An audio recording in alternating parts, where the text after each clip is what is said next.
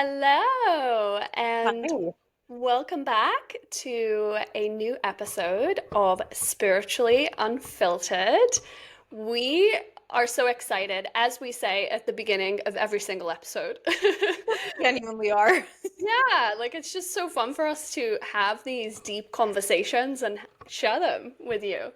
And today we are going to be talking about a really, I would say, like a favorite topic. People love to talk about this, or they really don't love to talk about this. And we're also going to be touching on this in this episode. We're going to be talking about money today. And if you are sort of in that category of people who, as I've shared this topic, you almost feel like a distaste or sort of resistance to listening to this, I invite you to stay because there's so much that we're going to uncover when it comes to our relationship that we have towards money and how you can really strengthen and develop your own. Because money, it's such an important pillar in all of our lives. And so making sure that you have a strong relationship with it is important. So Very. we're going to get into it. And I think throughout this podcast, throughout all of the episodes that we've done so far, I have always spoke about money in terms of being in a relationship with money, seeing yourself as being in this partnership, like money is your partner in life. And I just want to repeat that because when we are really rewiring our brain, when we're opening ourselves up to expand, repetition is an important part of that. And so, what is your relationship like with money? I think it's an important question that we can all ask ourselves. Maybe you want to pause this and ask yourself that question, maybe journal on it a little bit. But what kind of relationship do you currently have with money? And how does it reflect the relationship you want to have with money? So, Seema, what about you? I What think is that's such your a I relationship think like that's with such a money? beautiful question to ask because when you ask like what is someone's relationship to money, we're really just asking what is our frequency to this thing? Mm, Do and it brings up a lot of if there are there limiting beliefs and shadows and stuff that are actually getting in your way of receiving money or having money and feeling good with money. And I think it's such a good starting point for everyone to kind of ask themselves, like, what is your relationship to money? How do you feel about money? And for me personally, I just have always loved money. Like, I like money. I love money. Money is good. I've never seen money as being bad. I think some people do bad things with money or do bad things to make money, but I noticed I never in my life made money bad. I think money is a great tool in our lives. Money is a tool for expansion. Money is a necessity in our timeline, in our dimension here. Like we need money to expand, to experience. And as I've gone through my own spiritual journey, I realize money is actually such a spiritual tool because a lot of people are ignited to do something because they want to make more money. So the money is what starts and charges them, but it's the journey of who you become in order to receive that money and maintain that money. That's the actual gift. And so money is just such a beautiful thing. And yeah. I love money so much. I think money is fabulous. And like when I think of me with money, I'm like, me and wealth are one. That's how I feel Yeah. about it. I love that. And it's kind of like money is an amplifier. It So is. if you are, you know, really like you're talking about, okay, like people often see people who love money or have like this connection with money and they use it for power and they, do whatever they're doing. It's amplifying what's already there, you know? That is so true. Money is literally just an amplifier. And I Hmm. think some people like to view themselves as like victims because they don't have money, but it's like your lack of money is actually a reflection of your frequency. That's Very all that it is. No one is out there stealing money from you, taking money from you. Like, none of that is actually real when we operate in the frequency of abundance and we understand how abundance works. When one person declares they want more, the universe creates more. You're never taking away from anybody else in order for you to have more. So if anyone's like victimizing themselves, I can't make money because of the government, because of this, that, and the other, like, no, that's actually just reflecting your frequency and where you're at to you. So I think money is just a really good compass for us to look at ourselves and be like, where are we at with our own souls? Are we allowing our souls to be magnificent and really embodying our highest selves? Or are we just limiting ourselves, and our money is a reflection of that? Right, and it's kind of like coming back to what you're saying about limitations. I think we create a lot of limiting beliefs around money, and it's Yeah. through people that, everybody has different beliefs when it comes to money. And for Yeah. some people, it is that if I have a lot of money, I'm going to turn into a bad person because maybe Yeah. that's what they've seen on the news, or Mhm. maybe if I have a lot of money, I'm going to take from other people, or I'm going to be Yeah. better than other people. So it's sort of like, and for other people, it's, I mean, there's an You know abundance of what else I've limitation. noticed? There's another really big one I've noticed because I've noticed this in my clients. Mm. It's if I receive this financial abundance and I become this person that is like wealthy, what are the people around me gonna think of me? Ooh, yeah. And it's almost like you attract what you are. So if you're attracting other people in your life that are not financially abundant and prosperous, then you want to outgrow them. Then it's almost like, what are they going to think of me? Let them think whatever they want of you. What do you think of yourself? Yeah, it's so interesting. And I think Mm-hmm. it it is like really good to get connected with, okay, what are my stories that I have around money? And Yeah. I think I think something that has come to me over the last couple of months when it comes to money is, again, like I've said, it's we're in a partnership with money.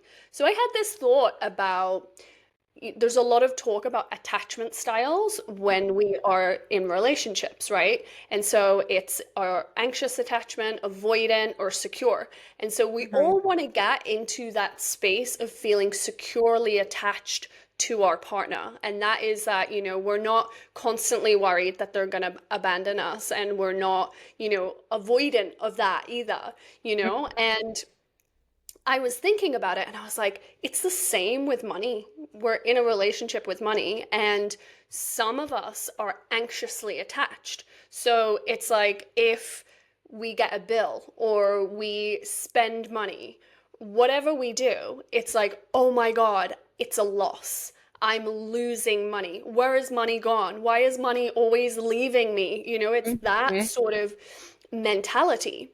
If we're avoidant, we're never looking at money, we're never paying it attention. We are just like, I don't want, it's sort of like those people who sort of don't want to be connected with money at all. They're like Yeah. sort of, I'm out of the matrix, like I have nothing to do with money or Yeah. whatever. But it's like actually you're just avoidant. You're avoidantly attached to money. Mm-hmm. And I think understanding what our attachment style is, for some people they're going to be securely attached, and good for you, you know. But like understanding your attachment to money, that allows you to start looking at what needs rewiring, right? 100%. Because when we look at like romantic relationships, and that's where like attachment styles became really big, we can see that if someone has an anxious attachment style or an avoidant attachment style, like that doesn't make for a healthy, secure relationship. And so, of course, that goes hand in hand with money. If we have an anxious attachment style or we're avoidant of it, we're not going to have a healthy relationship with money. Then money is not going to interact with us in a way that feels secure or healthy. And I think that's a beautiful thing to like associate money with, because it's just a relationship. We You know get what else to I want to say that's coming to my mind about this? When we think of like let's call it quote unquote the matrix and how that energy works on earth, like it really works with our thoughts and getting people like away from truth. And so it's like we can see that one of the matrix beliefs they've created here on earth to disconnect people is that money is bad. And if we pay attention, the matrix works with these quotes like, that's too good to be true. Or when we think of money, what is the term or the sentence they've created with money? Money is the root of all All evil. evil. Do we Every single person around the world knows that line. That is such a matrix thing. And what does that do immediately when you think of riches? It separates you from it. Oh no, it's the root of all evil. And it Exactly. is And then such a lie. it is, because then that Mm-hmm. creates that belief. That belief becomes Mm-hmm. conditioned and ingrained Yep. in people. If Mm-hmm. money is the root of all evil, I am not evil. So what So happens when you I have don't that want to belief? be uber successful. And if I Yeah, am to be uber successful, I have to do shady things in order to get that money. right, right. Matrix lies. Yeah. They're lies. So then we start playing out those stories. That's what Mm-hmm. happens. Like your stories literally create your whole entire life. All What of it. stories we tell ourselves, whether it is about money, relationships, health, like whatever it is, the Mm-hmm. stories that you tell yourself in your mind, the ones that have potentially been conditioned from watching the news or, consuming media, or the stories that people have passed on to you, they Mm-hmm. create your life. And so you can, I think that's why it's really important for us to get connected with what kind of stories do I have around money, or what is my current relationship with money? Because Yeah. maybe you want it to be different, Yeah. and it's kind of like, I remember I was when I was in LA, I was out with a friend, and we went to dinner, and we're sitting having dinner, and then the bill comes, and the bill, it wasn't so much. It was maybe like, I don't know, $120 or something like this. And we paid, and she turned around to me and she said, oh, like I never usually spend that much on dinner. Like I usually, like during the week, I don't really spend any money really. I spend so much little money during the week or whatever. And this was like, a friend I could talk to about the things we kind of talk about. And I said to her, do you like aspire to have more money in your life, or, be more abundant? And she was like, oh yeah, absolutely. And I was like, you have to like get comfortable with spending as well. Like it's not just about, because I think this is like a thing as well. People think that we just get rich by holding on to our money all of the time. They think we get rich by acting poor. Like It mic doesn't, drop. Exactly. it doesn't make sense. Exactly. And Yeah. I remember saying to her, like, if you want to have a lot of money in your life, you've got to learn how to spend a lot of money as well. Like, it, Yeah. it works both ways. Yeah. You have to And stretch yourself with your attachment style, with your relationship to money. yeah, because it's Mm-hmm. kind of, and that's the anxious attachment style, right? And, we spoke on my episode about my relationship to money in great depth. And I used to be that anxious attachment style, Mm-hmm. where it would be like I would spend money and I would think, oh my God, this is a loss. I'm, this is taking away from me, Yeah. rather than I am putting it into circulation. It's going to come back. I think this is a very important thing to point out to people, that this is how anxious attachment style works when it comes to money. Because a lot of people will be like, okay, well, if I want to make more money, I get to spend and I get to do that. And I've seen a lot of people then spend. And okay, I'm going to buy the first class ticket instead of the coach. I'm going to go to the night.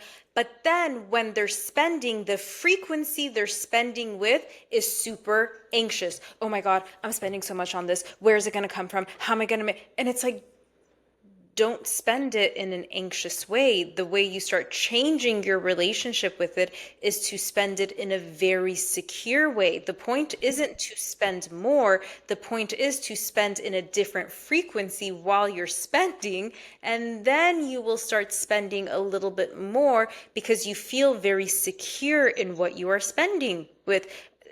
A secure attachment to anything doesn't come from a, well, I'm secure with this. No, you actually have to feel secure with this. If I can't afford, like, let's say $100,000 car right now, I'm not going to go buy or like finance $100,000 car because I don't feel secure in that decision.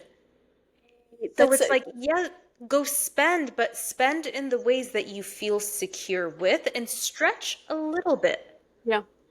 And it's And kind of like something I was thinking about as well is, often what we say when you want to manifest more of something, start to be it, like be it before it arrives, right? And this is like what you're saying is some people take that quite literally and they're like, okay, like the version of myself that has a lot of money has $100,000 car. So I'm going to go stretch myself to the max, even Mhm, though that frequency of my frequency gets stretched so much that I'm actually in fear then and I'm mhm. feeling even more anxious.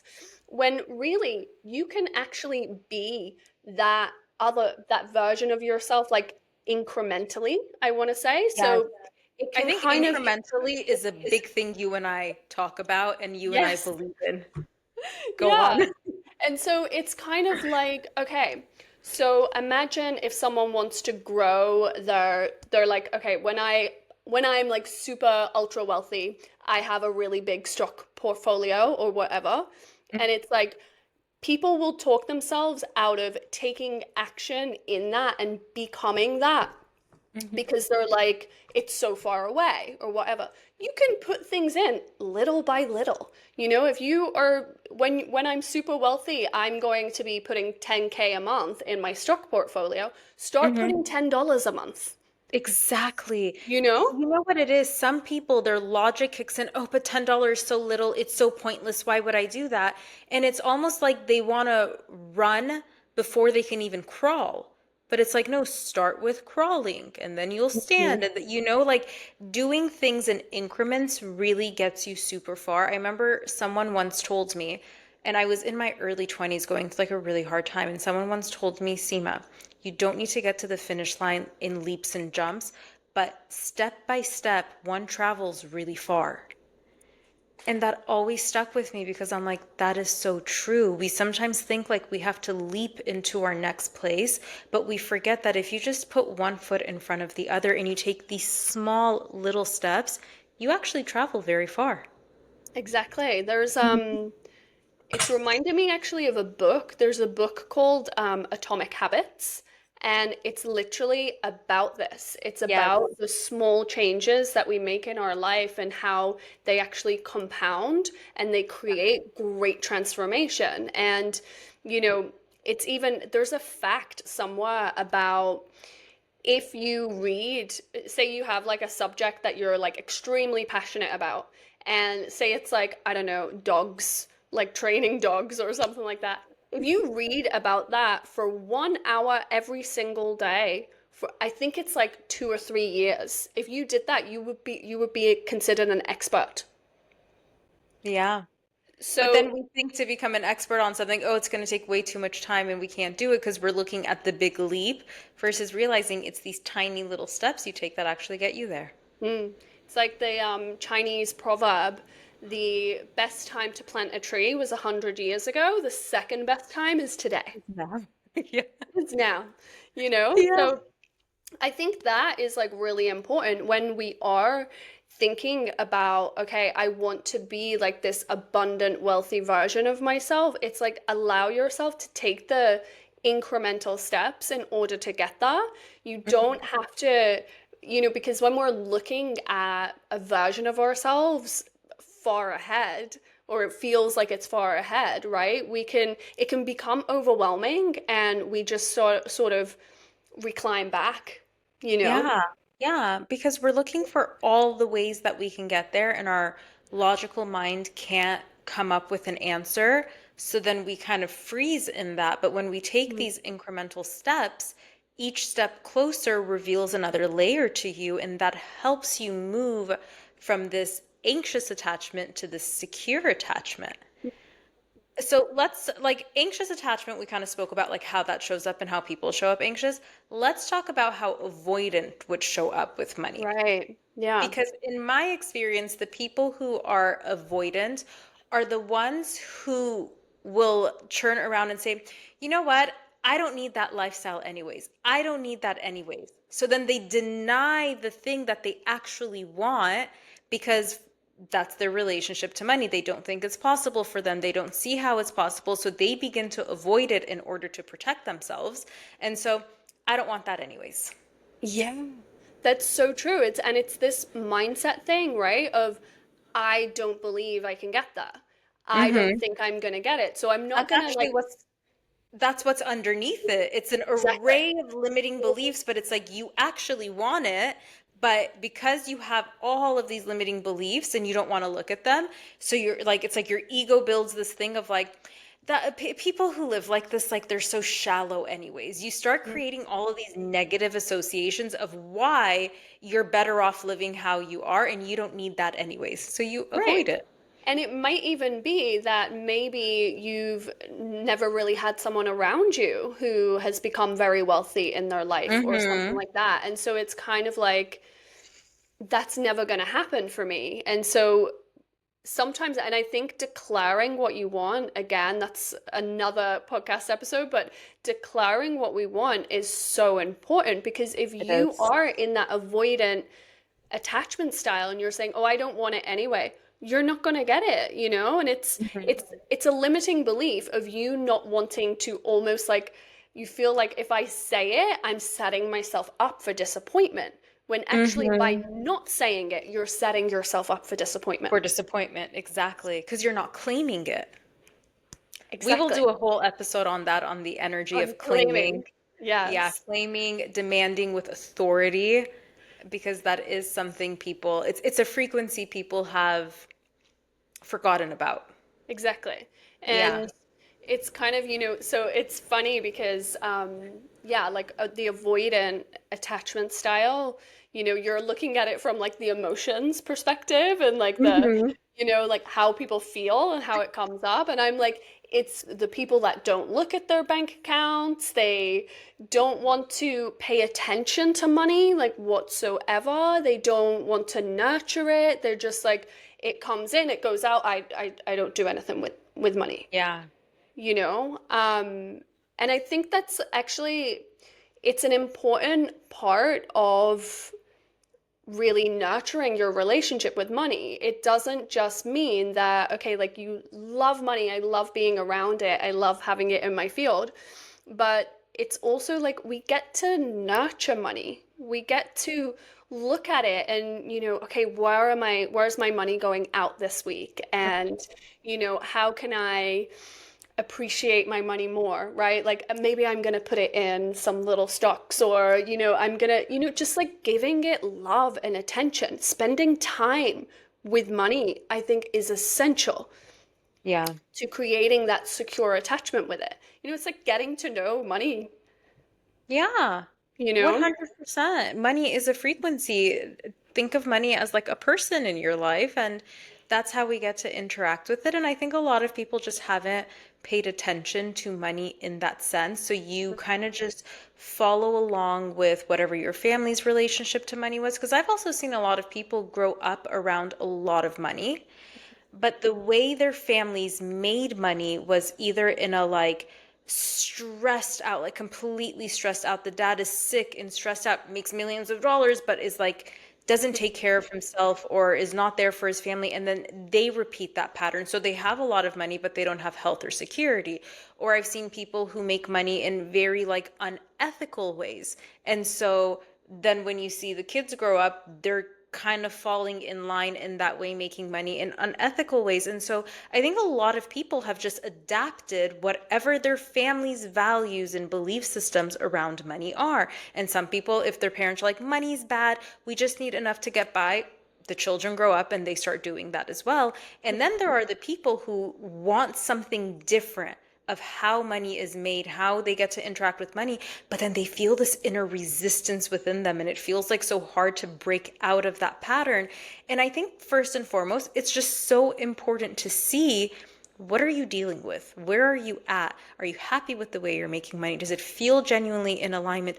Does it make you feel joyful and sexy? Because one thing you and I also speak about when it comes to money, and when we look at our chakras, money has to do with our sacral chakra. Sacral chakra is all about life, connections to people, how we feel in that, and how we connect these things to joy. And it's also connected to our sexuality and our sensuality. And I always say, money is sexy, money is fun. And so if we are not interacting with money in a way where it's sexy and fun, and we're interacting with it of like, money's hard and it's difficult and I will make a lot of money, but it's so hard, like you're actually out of alignment with the flow of money.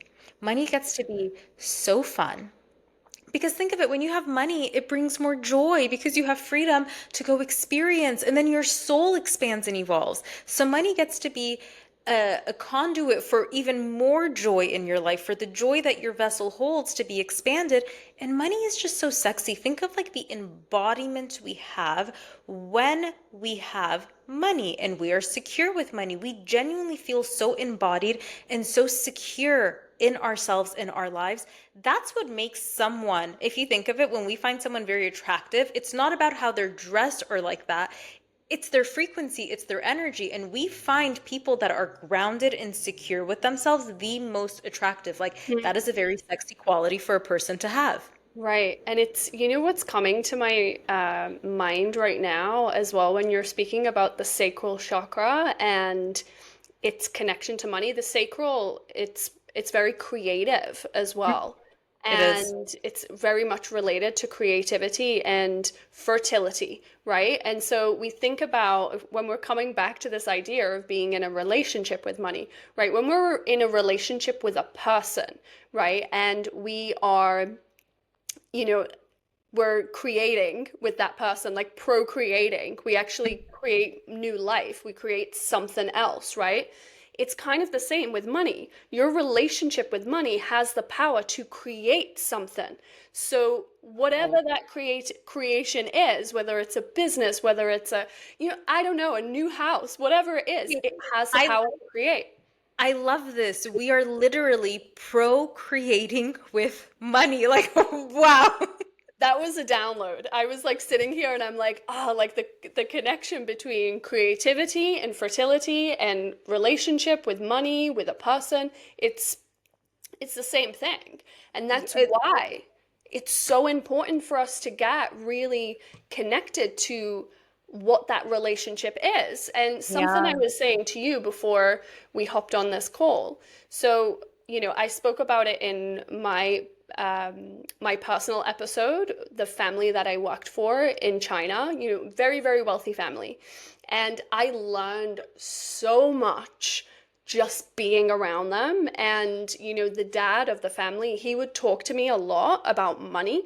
And, you know, just by listening to the things that he said, I would pick up so much and learn so much about his relationship with money.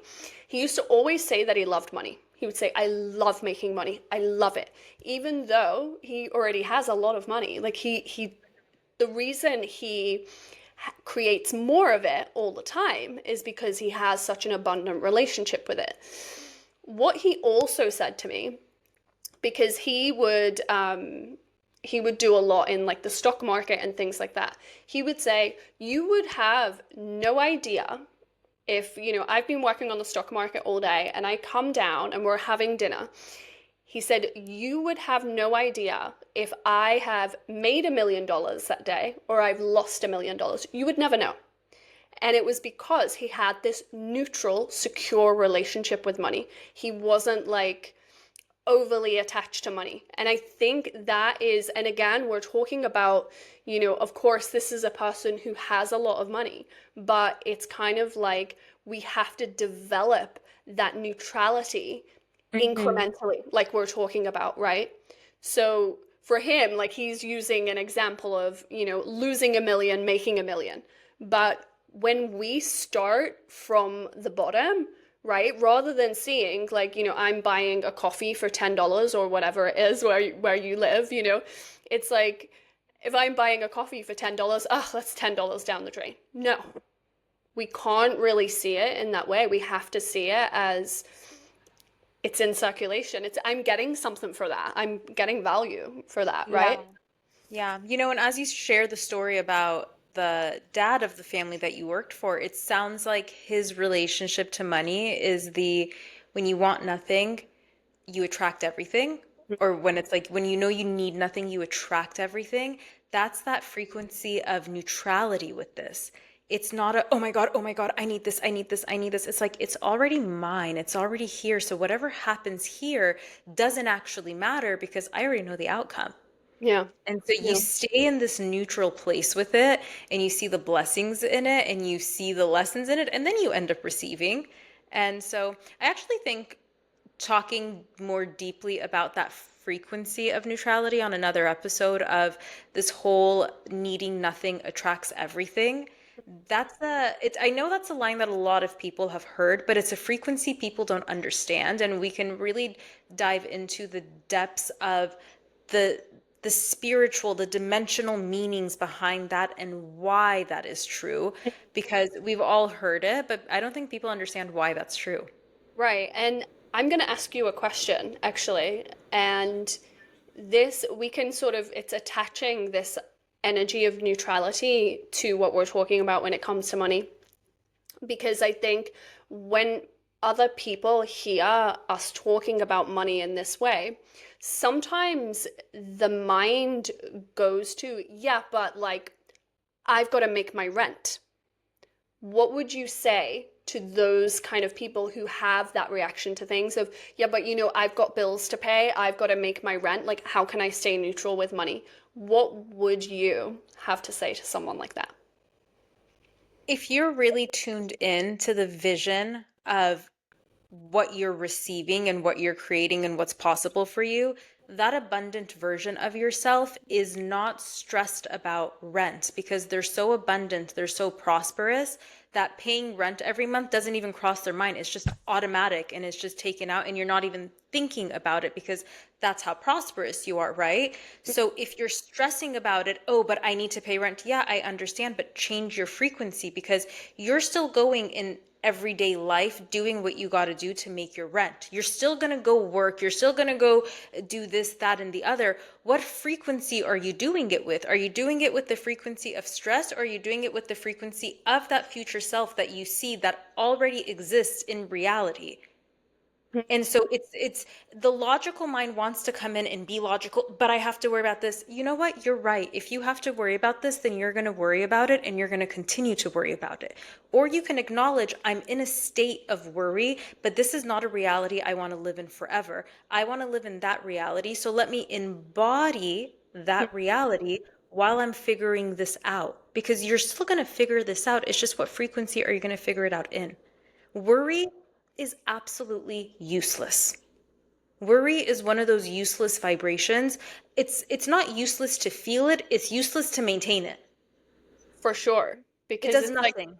yeah, we're worrying about something that hasn't even happened and may not even happen, you And know? the worry actually keeps you stuck in your vibration, whereas having faith in a future vision that you see for yourself propels you forward. So, Mm. whatever we're doing, it's the frequency we're doing it with. Don't do it with worry, do it with that, because that future self of yours doesn't need extra money, doesn't need to worry about these things. She already has everything.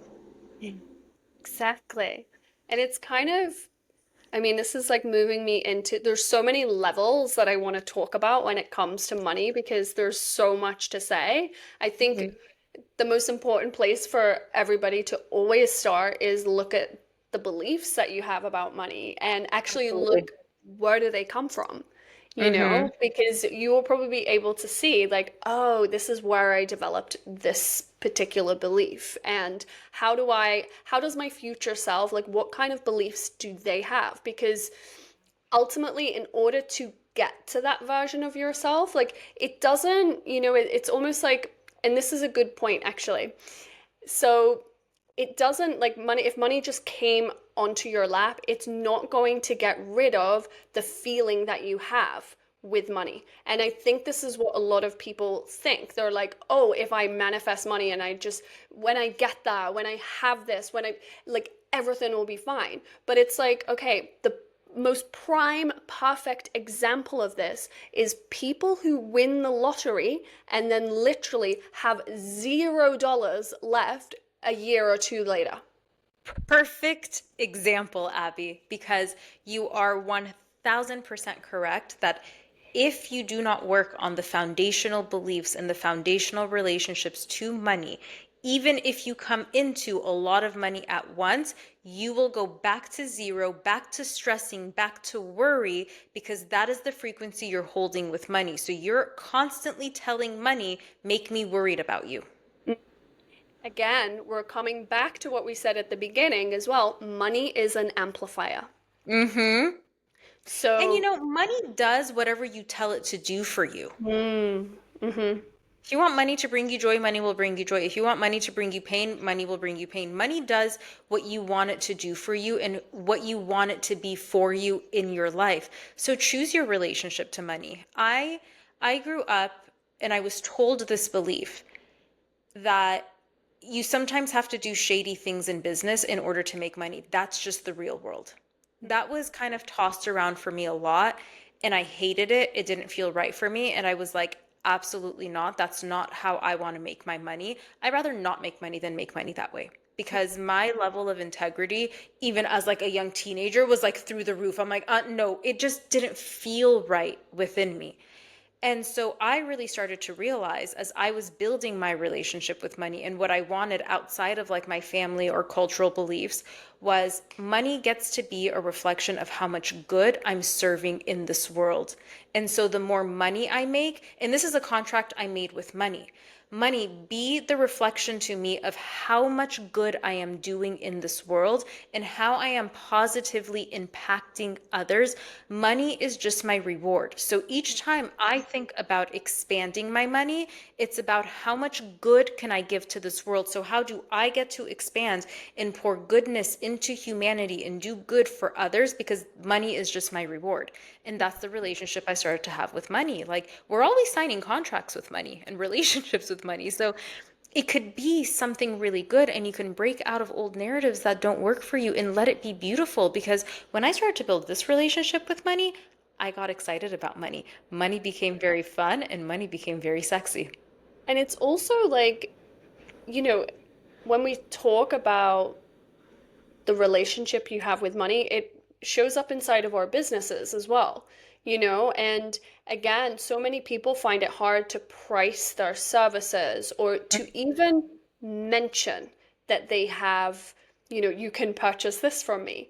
And rather, and again, it's like about having that mindset of, oh my God, I get to help people. Like, money is my reward. It's like what I get in return for sharing my gifts or sharing what I can do. And I think something I see so often is, people are trying to manifest money and they're like, I'm trying to manifest money, but they're actually not opening up the channels to receive it. And there's two ways that we can look at this, right? We can look at it from the feminine aspect, which I know you have a lot to say about, but from like literally from like the masculine aspect of it, you're not talking about your services. You're not being visible about the things that you have available to offer to people. You don't have links that people You're can not click taking on the and pay action you. steps. Yeah. No. And so it's kind of like, I actually remember Danny Morell said this to me, and literally it changed my whole perspective. We were like going to dinner in Texas, like a group of us, and this was like a couple of years ago, and he said to me, can I ask you, like, you don't like share like your services so much on your Instagram. This was, yeah, a couple of years ago. And I said, yeah, like, I don't want to be like a, salesy, or like I had that limiting belief that if I talk about what I have to offer, that it sounds salesy and, what other people don't like that or whatever. And Danny said to me, "Can I ask you a question?" And I said, "Yeah, sure." He said, "Do you believe that what you do has the power to change someone's life?" And I said, 100%. Like it's changed my own. And I went into a whole thing. And he said, "So by you not sharing that and talking about that and telling people what you have on offer, you are doing them a disservice." Yep. Literally, it's one of those things, when someone just like comes in and mic drops, Yeah. and I tell so many people about that. I think that is like, so when we are in business and we are trying to attract more money into our business, these are kind of like the mindsets we've got to adopt. This is the way that we've got to open those channels. We've got to allow ourselves to be visible. I always tell everyone, when you're purpose driven and you're driven to do good and to offer something that is going to positively impact someone else's life, therefore positively impact the collective, when you operate from that way, you're not selling anything. Because when I look at my Instagram from the time I started it, my Instagram is just an advertisement of my work. That's all that it is. It's not really my private life or anything, but I've always done it and I continue to do it because it's about how I can support people in their lives, how I can uplift their vibration, and then they're going to go and uplift the people around them, and so on and so forth. And I'm supporting in this creation of this beautiful world. And when I look at it that way, of course, I'm always on my Instagram talking, sharing, embodying, and attracting clients to me, because it's not about business. It's not about making all this money. It's genuinely about supporting humanity and loving people so much and doing something of service. And I think people can feel that from people. And I'm telling you, this is why me making that new contract with money, this is our new relationship together. You are going to be a reflection to me of how much good I'm doing in this world. So each time I want more money, I'm just going to expand and do more good. And then money's going to reflect that to me. My Instagram became fun. My business became fun. And money is fun in that way, because when you're doing genuine good in the world, you are so driven because you are so on purpose. You are so in alignment to your soul. You are driven. This fire shows up like from within you to go then take the action steps, because your being is actually in alignment to your soul. Exactly. I love Like that so much. we didn't come here to work. And this is another one of those like matrix lies that, oh, you have to work to make money, pay your bills, so on and so forth. But no, we didn't come here to work. Work was made for us. Work is meant to be a reflection of our souls, of our magnificence, of our beauty. Like that's what work is meant to be, not some sort of job where you just feel like I'm clocking in 9 to 5, miserable, wasting all my hours. They're like, that's actually, honestly, for lack of better words, that is ass backwards. We were not we were not made for work. Work was made for us, so that the work that we do expands us. Exactly. And it's, I heard someone say this once, that you will either do work where you feel like you're selling your soul, Mm-hmm. or you will, or people will pay you for a soulful experience. That, yes, 100%. Something along those lines. But And it's, that's exactly how I felt as a dental hygienist. While being a dental hygienist is a very beautiful career, but hmm when I was a dental hygienist, because I didn't fully enjoy the job, it wasn't like my soul was being expanded in that career. yeah, If after like years of doing it, it literally felt like I was selling my soul just to make a paycheck at the end of the day, because yeah. I didn't love what I was doing. I loved people, but I didn't love what I was doing. And so as I shifted careers, it's like, no, now I get paid to have my soul be reflected to people and to expand other people. It is the most beautiful way to make money. And I just wish and want everyone to know that is exactly possible for them too. It's possible for every single person on this planet.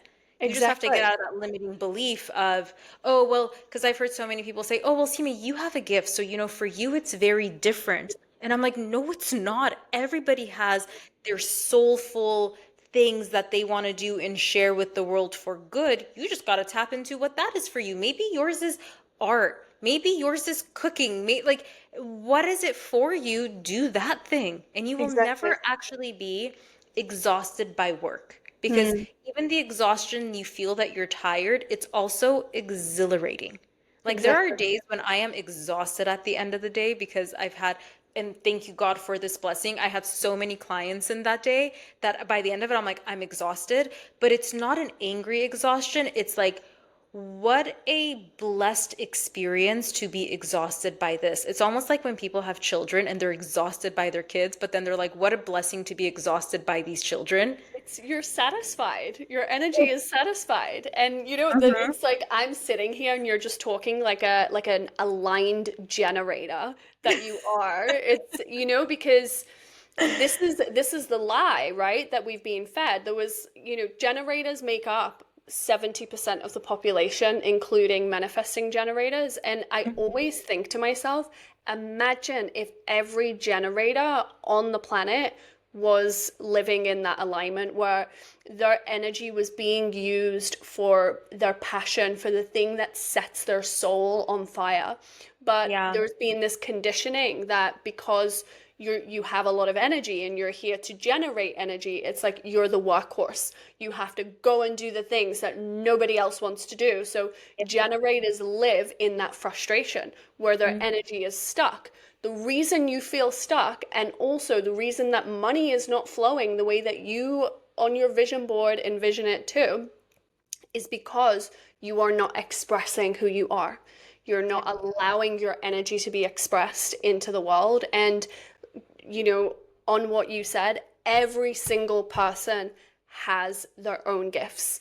And it's like, I think the first sort of point of call when it comes to that is, there's a reason why you like what you like, and there's a reason why I like what I like, and really the bridge towards that, I always say this, but it's like, like moving in that direction, allowing yourself to pursue that without, thinking, okay, but how am I going to make money from this?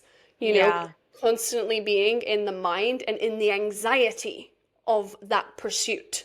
Yeah. And it's you have to remember when you have that passion, it's yours, it's for you. God's not going to put a passion in you and then not give you financial prosperity because remember, financial abundance is a tool for your expansion. It's not this evil thing or anything like that. It's actually very spiritual. So then when you match, wait a second, financial abundance is a tool for my expansion. It's made for my divinity. And if I am very passionate about doing this, therefore doing this and expressing my soul will also make me as financially prosperous as I want to be. Yes. First, let's start by accepting that, by remembering that, and then we can start working from like the inner stuff that's going on that's keeping you back from it. And I think something like human design is so beautiful because people get to know their specific human design. Because, I Yeah, think some people are like, oh, well, I'm a generator or I'm a manifesting generator. But then it's like, no, not even every two generators operate the same because there's exactly. so many aspects in your human design. And it's one thing I always tell people, stop doing one size fits all stuff. You have to get very specific for you because while these are general concepts that we're talking about, then when we look at ourselves as the individual, it shows up very differently for every single person. And I think their human design reflects so much of that to them. And then on my end, when I look at their soul contracts, it reflects so much to them of why they feel stuck in certain ways. Like the contract shows so many of your karmas, your dharmas, and things that you specifically get to work through. And I think you and I always talk about this, how when people work with us, it's like we take if they're like on the journey of trying to figure out what's going on and they're digging and digging and digging and digging and trying to figure out, when you work with us, we take the digging work out of it. Like it's kind Yeah. of just like, here's this layer, work on this, and then here's this layer and work on this. Like the digging work is taken out because it goes directly into your unique design. And like that's why we can't compare ourselves to other people. One person might use this thing in this way and do it, and it creates so much success for them. And then this person does the exact same thing and it doesn't, because their human design is different. Their soul contract is different. The karmas they're carrying are different. The lessons they're meant to learn in this lifetime are different. So when we learn the specific things about our own soul, that's how we actually can flow much more easily. Yeah, and it creates that transformation on like a more, almost like a more of a rapid way, of Mm-hmm. moving through it because we know what to work on. We're not like doing the guesswork, right? Yeah. And this is literally this whole conversation that we've had about money. We are inside our group mentorship program. This is one of the most important pillars that Mm-hmm. we're going to be guiding a really special group of women through that we're so Oh, yeah. excited for. We're going to spend an entire month on money, the frequencies of monies, and then how it shows up for each person Yeah. individually in both their soul contracts and in their human design. And they get to do it in like this beautiful group space where everybody can learn from each other. And I think the beauty of group spaces is when we see other people's journey, it just expands our consciousness and our awareness of how other people operate. And so like we can be so aware of others as well, which can make us respect others. And it also makes us understand ourselves more so that we're not comparing ourselves to other people anymore, because Right. we cannot compare anyone to each other. I wish people could see each other's contracts. They are so different. We can never, ever, ever compare ourselves to anyone. Even if you have a twin sibling, identical twin, you cannot compare yourselves to one another. You may just genetically and biologically look very similar, but even in those, the contracts are so stinking different.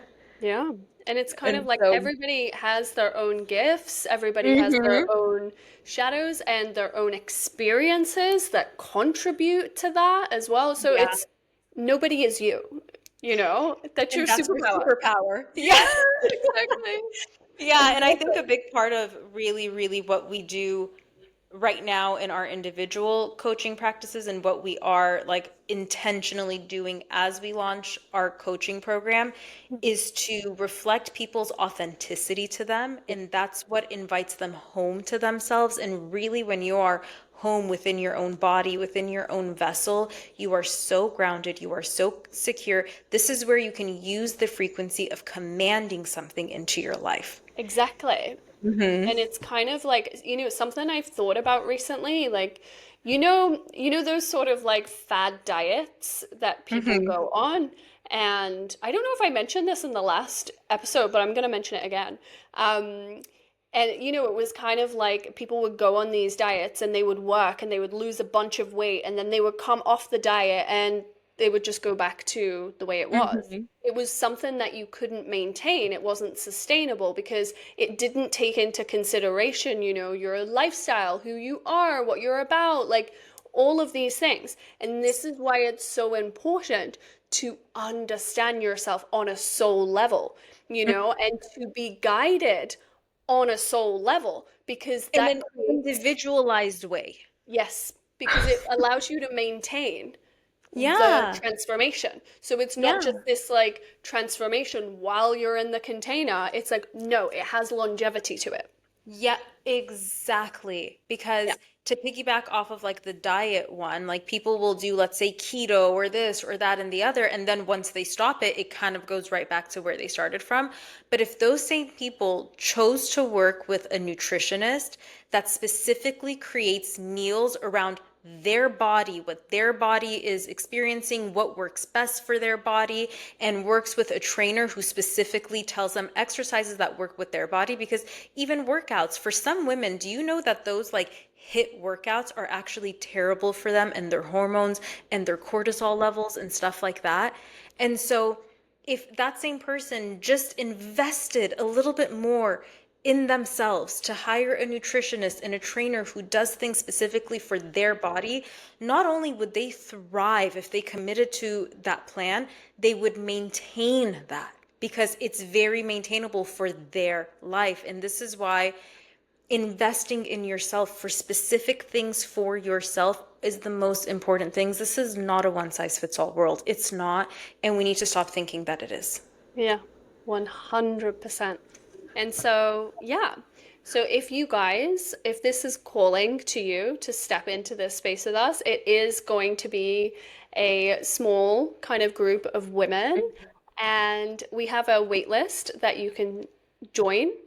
Should be in like the show notes and in the caption or whatever, where you can Mm-hmm. click that and you can join the waiting list and you will be the first to hear when we open up this space.